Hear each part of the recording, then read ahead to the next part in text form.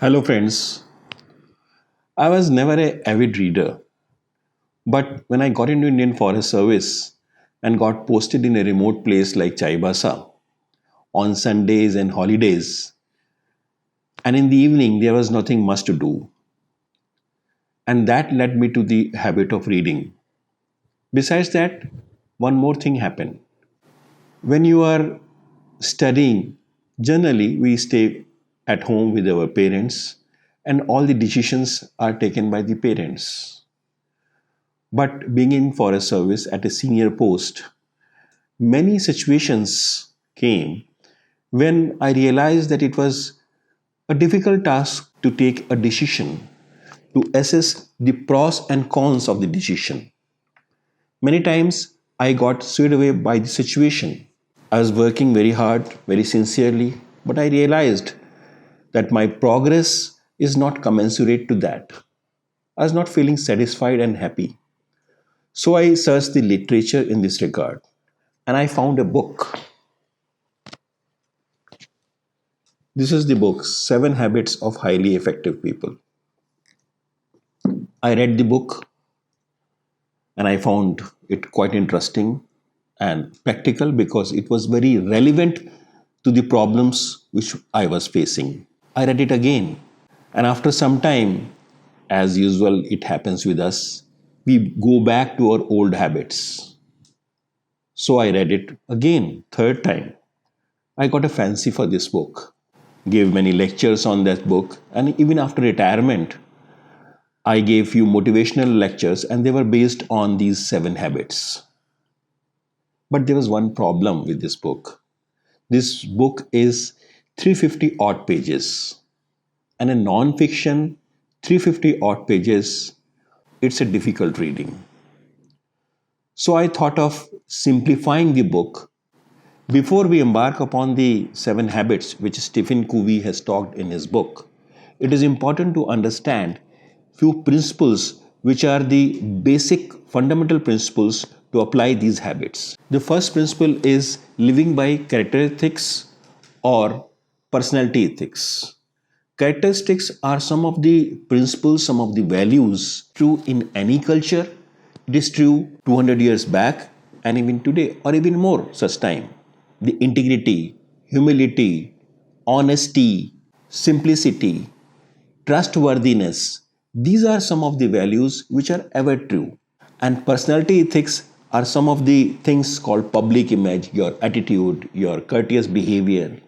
Well, I won't say that they are not necessary, but they are not the primary and fundamental to your behavior. The second principle which we talk about is paradigm shift. Suppose you are going to a new city, you generally carry a map. You are going to France, you carry a map so that you have to go to a particular hotel in Paris. You can look through the map and you can travel through that. Now, I have a habit of carrying my map. Now, my map is of Delhi and I carry with me and then I am searching the Paris. Will I find it? No. So, generally, what happened that when I deal with a situation, I carry my map, my perspective, my blackboard of my experiences and judge it by that. That is a paradigm which I have. Now, in a situation, I have to change that paradigm. I have to shift that paradigm to the situation, to the person with whom I am dealing. The third principle talks about the social mirror. We are supposed to, as I said earlier, we are supposed to be governed by character ethics. But generally, what happens?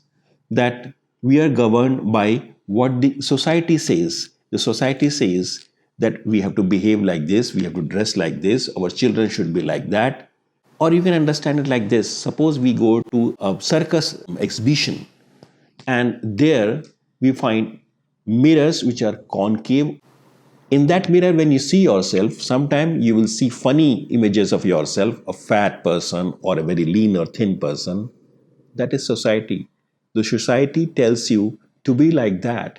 And if we are going to be governed by that, then it's not going to be a good scenario for us. Therefore, we are not supposed to live by social mirror. We are supposed to live by inside out. Inside are those characteristics. Generally, we live outside in. We are governed by outside situations. So these three principles you must remember. Now we go to the habits. The seven habits which Stephen Covey has talked in his book can be categorized into two category. One is which makes you an independent person. When we are born, we are dependent. We are taught everything, how to walk. Somebody holds our hand and we learn walking. Similarly, in our behavior also we learn many things, but there comes a point where we have to be independent. But some people, though they become independent, they remain a child because their behavior is like that. They have not become independent. They have not learned how to take decisions, how to take right decisions which can make them happy. And then comes the second category when we move from independent to interdependent. Stephen Covey has made a seriatim of these habits, one, two, three, but I will change that seriatim to have a better understanding of the whole situation. The first habit which we are going to talk is, he says, begin with the end in mind. Anything you do in life, it happens twice. It first happens in your mind and then it happens on the earth, physically in front of you. Let me take an example. While rearing up your children, generally we lure them with chocolate or we will take you to mall if you do this thing. Frankly, if you see what we are teaching them, that if somebody lures them, if somebody offers them something which they like, they should do that work. Now, if you see long run, this is not principle based. It might be true for a small kid, but even when children develop understanding, generally parents sometimes apply these methods. They are not the right methods. Suppose that you have been called in a funeral, and when you see the person who has died, and you find out that it is your dead body, now what would you like? You are listening what others are speaking about you. Would you like to be called a selfish, cheat, or a crooked person, or somebody who had a great empathy, leadership quality, benevolent? Keep that in mind when you do anything. What is my aim? What is my goal? So, beginning with end in mind is the habit which you must remember when you take a decision. Generally, what happens when we take decision, we forget this thing. Well, now you have learned this habit that whenever something comes up, you will start thinking with the end in mind. When you want to do that and a situation comes in front of you, what comes in your mind? Your mind gives you two options. In a situation, your mind may say, there is nothing I can do about it. The other thing says, let's look at the alternative. What can we do about it? You are cornered and you say, your mind says, I'm like that. Or you can have an option of choosing a different approach. You may say, this situation makes me mad.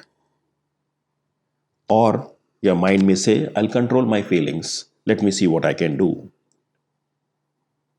So there are two options given to you. You will agree to me that the second option is an option which is proactive. The first option is an option which is called reactive. So, in fact, what has happened over the period of our evolution, our mind initially used to be a reptilian mind where it used to be reactive because we had to save ourselves. It was uh, to save ourselves, we had to have a mechanism of flight or fight mechanism. But when we evolved into a intelligent human being, neocortex, the frontal portion of our brain developed, and that had the capacity to think. So, in an event, or we can call it a stimulus, and the response, there's a space. And that space is the space which gives you an opportunity to choose your response. The first sentences which I said, which your mind first initially gives you, is the reactive approach. But if you take a pause, if you think a little, you can have the second, the proactive approach. So you have to live by the proactive approach. Being proactive is the principle which have been discussed by Viktor Frankl in his book Man's Search for Meaning. He was the person, he was a psychologist who was put in Nazi concentration camps. His whole family was there, they were all gas chambered. He was the only one who survived. And he says that why he survived and how could he survive. And there he hypothecates that there is a space between the stimulus and response. And in that space, your thinking mind, neocortex, can always choose a response which is a solution, which is not a problem. So, by following this principle, you become a solution. Otherwise, our behavior is many times a problem. That is why it is said, never be a problem, always be part of the solution. Also, by doing this, when you take a decision, you have to be guided by character ethics, which I talked earlier. They are the principles which tell you that on what your decision is going to be based. It's going to be based on humility, on honesty, on integrity, on trustworthiness. And when you do that, you also do one thing, you increase your influence. Your circle of influence increases and your circle of concern decreases. Your worries goes down. As a result, if your influence increases, people trust you, people value you, and your concern goes down, you become a happy person. The third habit which we are going to talk about is first thing first. When you have to take a proactive decision, then you have to decide what is to be done first. And for that, you have to learn time matrix. Now, time matrix talks about on y axis, you keep important and not important. And on x axis, you keep urgent and not urgent. So, in quadrant 2, you will see are the tasks which are not urgent but important. Generally, it is seen that we are never or very seldom in quadrant 2. Most of the time, we deal with the crisis. We work in ad hoc manner. And we are either in, most of the time, we are in a quadrant which talks about urgent and not important. So, and the theory says it has been observed that if you devote 25% of your time, be it work or in family, in quadrant 2, you will be a happy person. You will progress, you will grow. So, this you must remember that in office also, in your professional work, and in personal life, try to devote at least 25% of your time in quadrant 2. But for doing that, it is important that you should be able to trust, you should be able to delegate. So you have to learn to delegate, to trust, to manage yourself and not to manage the time. Now, this brings us to the second category of habits, which takes you from independent to interdependent. We shall talk about those habits in second part of this video. Thank you very much. Bye bye.